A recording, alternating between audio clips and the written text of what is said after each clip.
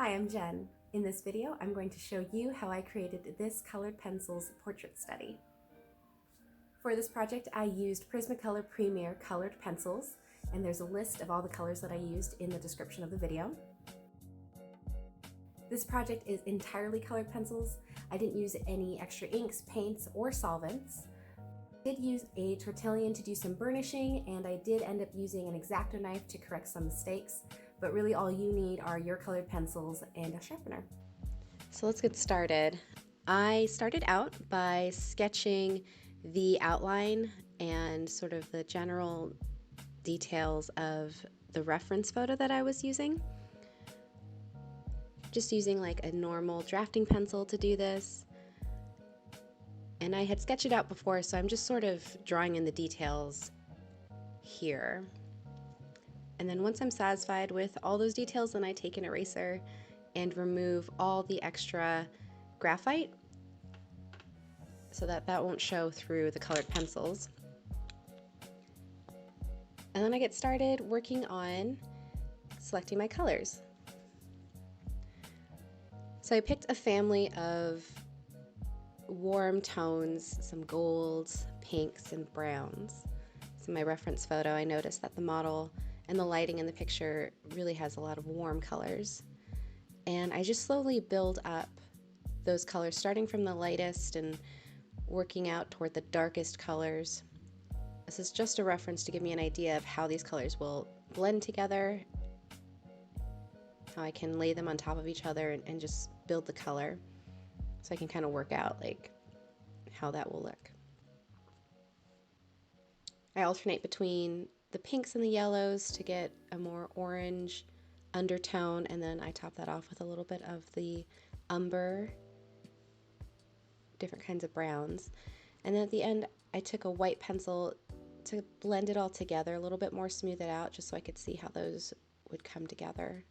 It does lighten it too, so that's not something that I think I ended up using in the final product mostly. So once I have my swatch done and I know how I want to use the colors, then I start blocking out the lighter parts of the drawing. So looking at the reference and noticing where the light is hitting the model. And I sketched out just those areas in the lightest color that I had, which was a yellow. And very lightly I'm going through with a Spanish orange and a pink and laying down some color, just doing some color blocking here. Not looking at any kinds of details, just sort of working up from the darkest spots and making sure to stay around the lighter spots. That's why I block them out while I'm building up color. And you can see here in these early stages, I'm going real light. I'm holding the pencil further back on the end and coloring with the side of the pencil rather than the tip.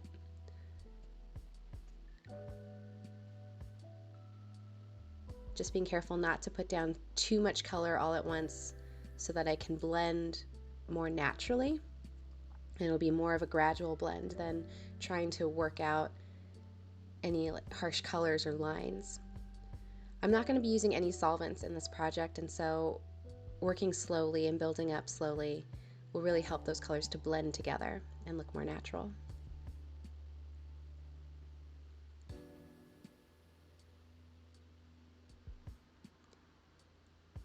Every now and then I'm adding more details of shadow around the lighter parts. So the lightest parts of this reference photo are around the clavicle and the chest, and that's because light is hitting the model in those areas. And so to represent that, I'm also making sure to include shadow around those areas. It gives the clavicle more of a depth, makes it look more like a part of the body. It makes the shiny parts look shinier.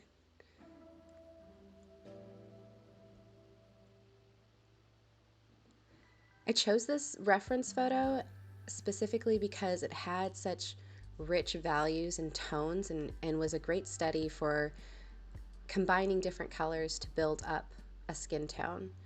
You know, so much of our when I start out, you know, and I think when people start out with colored pencils, we think that we can go in with just one color to sort of achieve, you know, a skin tone, like, oh, this brown or this tan is close enough to the skin tone that I want to get, so I'll just go with that whole color. But really, to get a really natural, painterly and deep sort of tone in skin, you got to build up with lots of different colors, and so this was a great study for that.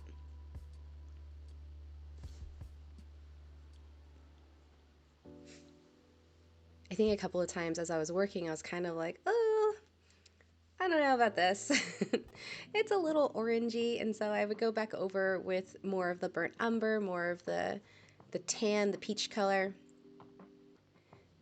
and try to even that out. And that's just the way that I work. You know, I pick out the colors ahead of time. I work with a limited palette, well, sort of limited. There's like, you know, 7 different colors here, but I try to keep it balanced so that I don't have too many colors, at least in this study. But then I also just need to be intuitive and responsive when I'm looking at something and comparing it to my reference, you know, noticing where things need to be a little bit darker, where they need to be a little bit warmer, and working slowly and kind of being patient. It's a slow medium working with it like this, working with colored pencils like this and building slowly. It takes a lot of patience and the kind of a lot of faith like art sometimes does. Kind of have to have faith in my ability, and also that it's a process and it might not immediately look the way I want it to look or how I think it should be looking, but just trusting that it'll come together as I keep working it. Or maybe not, you know, sometimes things don't come together and there's a point where you gotta be like, okay, this piece isn't working out, but I didn't get to that point here. I think that's one of those things as an artist, as a person makes art and experiments with process, maybe you get a sense for that for yourself, is at what point am I just like, okay, this project isn't coming out? And how do I distinguish that from, no, if I keep going and if I keep working at it and I stay patient and be creative with how I'm approaching different situations in a piece, it'll come together. So something you develop as an artist, I think. I really loved doing the details of the face, the different parts of the face that are lighter and darker. So I start off this whole thing doing like the wider planes of the skin to get the skin tone right and sort of figure out how I want to build up the color there. And then I move into the details, and for me the details are where things really come to life. And so I got a little bit impatient and started adding details like around the eyes and the nose, I think a little bit early, but it also helped me get a sense of how I want to continue building light and shadow around the face.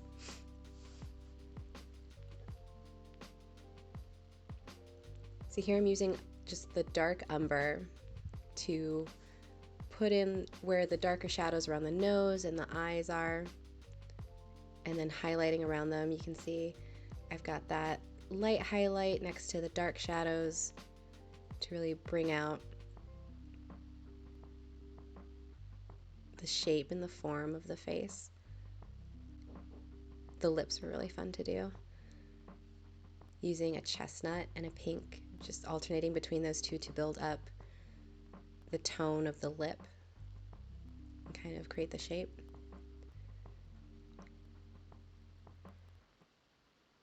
And every now and then I'm going in with the tortillon to blend out some of the harsher lines, especially around the first layers of the eyebrows. And you'll see as I do the hair, I kind of use a tortillon to create the wispy parts that sort of blend into the skin.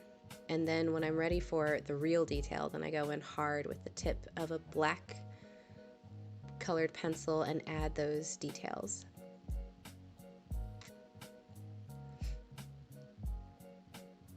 Working on the hair, I built up the undertones first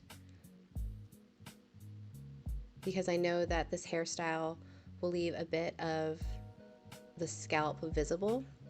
And so I wanted to just have that underneath where I would be drawing the details of the hair. And this whole process is starting out with a base, adding more color and more details on top of that. So this is really just outlining the shape of the hair and how it is shaped around the head.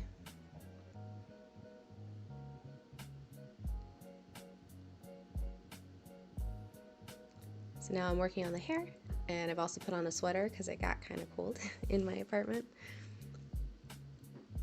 And I just have a piece of printer paper down underneath my hand to protect my hand from smearing across all that hard work I did creating the tones and colors of the skin and the details on the face.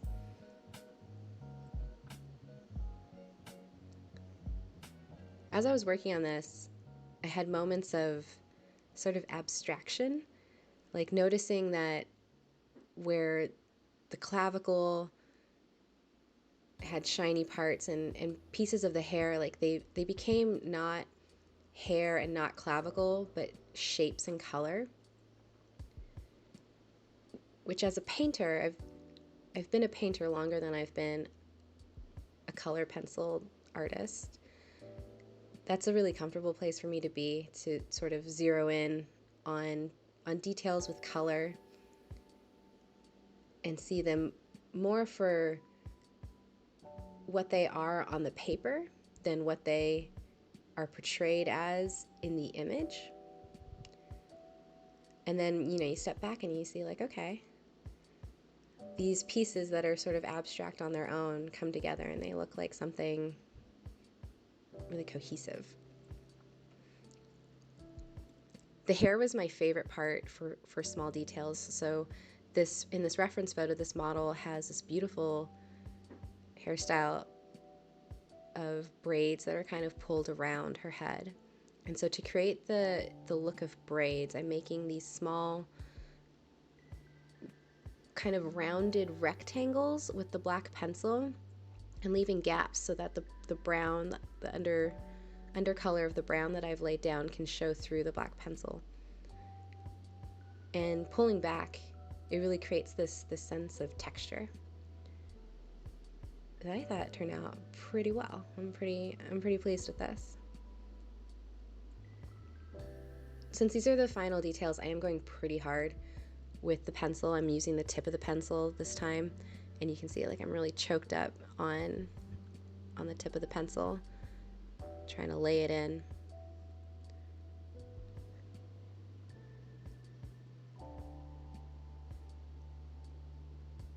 It's kind of a weird thing to watch yourself hold a pencil. When I'm working, I'm not really thinking about that, but I don't know. Do I hold a pencil weird? It seems like I hold a pencil weird.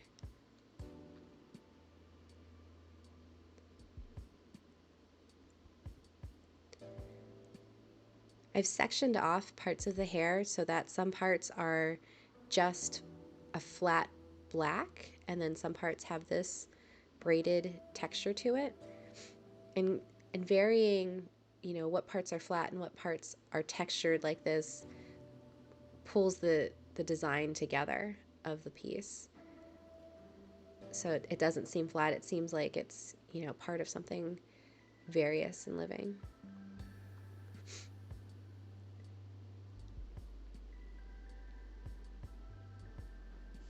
This whole project, I think, overall took about 3 hours to complete from start to finish, and several sittings. And so hopefully through all this you kind of get a sense of the process. Like I said, it's a lot of layering, a lot of patience, building up slowly. Doing those swatches ahead of time really helps to sort of prepare, what I'm going to be doing, so that I know what colors I want to use and I'm not trying to dig through colors and make up the skin tone as I'm going. I feel more confident. So now I'm just adding the finer details in the necklace or the earring and around the jaw and the ear, just bringing it all together. And there you have it. So I hope you enjoyed this video and got a few tips on skin tone studies and creating portraits with colored pencils. This video was originally created for my colored pencils class with Lynn Benton Community College. If you're interested in finding out about classes that I'm teaching, check the description below for a link to my classes page on my website. And if you like this video and want to see more, please hit subscribe and the little notice button so that you can see when I have more videos. So have a great day.